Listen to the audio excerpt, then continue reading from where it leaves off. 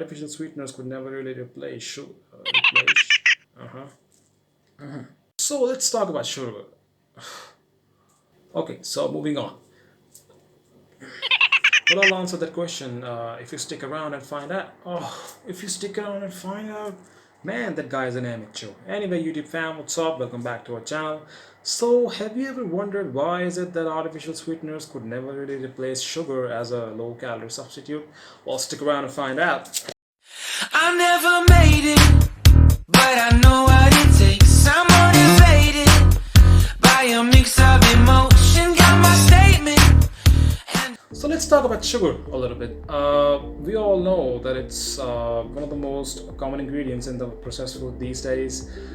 Well, it does provide us with some energy, but that energy comes at a cost because it's full of empty calories. I'll give an example to explain what empty calories are. Let's say you are low on energy and you have two options. One is alcohol, another source of empty calories, and another is a fruit, let's say banana. So which one would you prefer?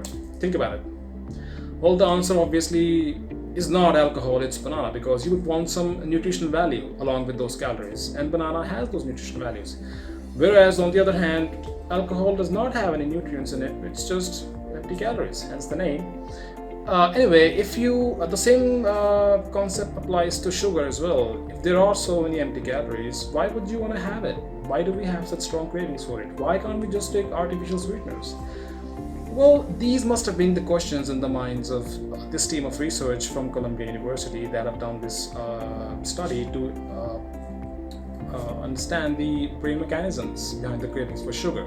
Well, what happens really? How does our brain detect the, you could say, presence of sugar in our system?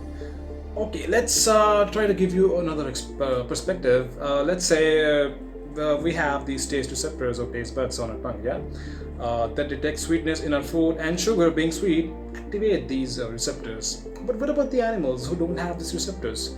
Well, it turns out they also have, they could have a very strong craving for sugar.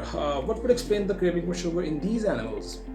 Well, if you think about it, there must be some other mechanism by which our brain is detecting the presence of sugar in our system. One way is that our tongue could detect the sugar and send a signal to the brain that we have sugar in our system or in our food. But what about these animals that don't even have these taste receptors?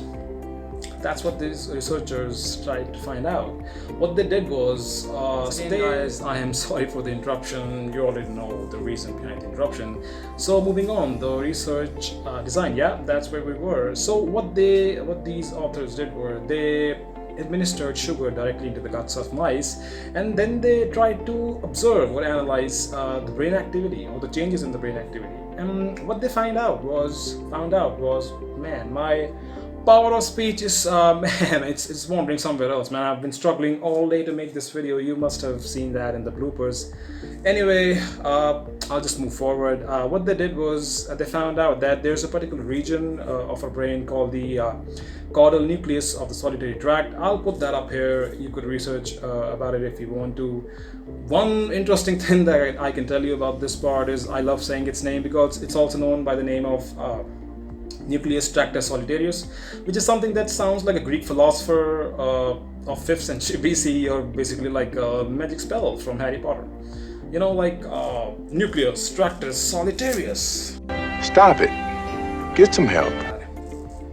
I'm just not being myself today, man. I'm a very funny guy, trust me. Okay, I'll just ignore that part. Okay, yeah, so they found out that this region showed a lot of activity as soon as the sugar was administered into the guts of mice. To find out more about this phenomena, what they did was they specifically analyzed the cell activity in this nerve called the vagus nerve, which is one of the longest nerves in our system. It stretches from our brainstem all the way down to our colon or the large intestines. So what they found out was when sugar was injected into the guts of mice, these specific cluster of cell, well, we don't have a name as of yet, but it was discovered for the first time that these, let's say, call them sugar sensing neurons or sugar sensing cells, responded to the presence of sugar, and not only that, they only responded to the presence of sugar and not artificial sweeteners, which would explain why our craving for sugar cannot be satisfied, or you could say mitigated, by artificial sweeteners, because these sugar sensing neurons only get activated by the presence of sugar. And it's actually not only, you could say, but they do get activated by the presence of sugar, and not by the presence of these artificial sweeteners, which would explain the reason with or the question with which I started off this video. I just thought I would share this video with you.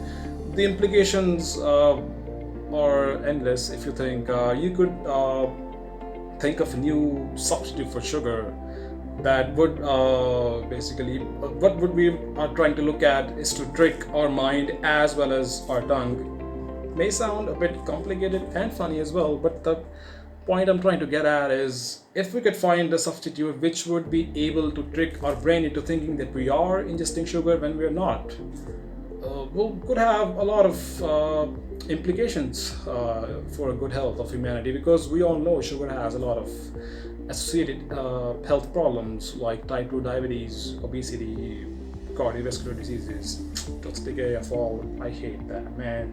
You know, I love desserts, but my teeth, they don't allow me. Anyway, okay, they don't need to know about that thing. Moving on.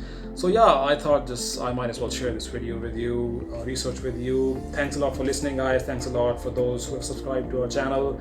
Keep subscribing, keep sharing this video. It helps us a lot. I will see you in the next video. Bye bye.